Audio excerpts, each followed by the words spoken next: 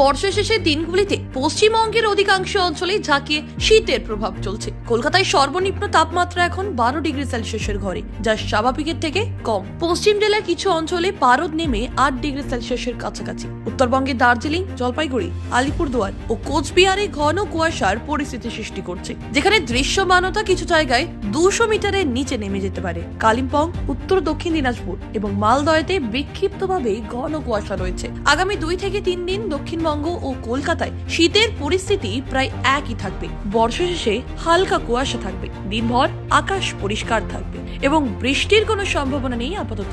পশ্চিমী ঝঞ্ঝার প্রভাবে নতুন বছরের শুরুতে তাপমাত্রা সামান্য বাড়তে পারে, প্রায় 2 থেকে 3 ডিগ্রি। পার্বত্য এলাকায় সর্বনিম্ন তাপমাত্রা 4 থেকে 6 ডিগ্রি সেলসিয়াস এবং নিচের জেলাগুলিতে 7 থেকে 12 ডিগ্রি সেলসিয়াসের মধ্যে থাকবে। বাতাসে আপেক্ষিক আর্দ্রতা 54 থেকে 88% মধ্যে। শুষ্ক আবহাওয়া ও ঠান্ডা হাওয়া জেলার মানুষের দৈনন্দিন জীবনকে প্রভাবিত করছে। ব্যুরো রিপোর্ট, খবর বাংলা।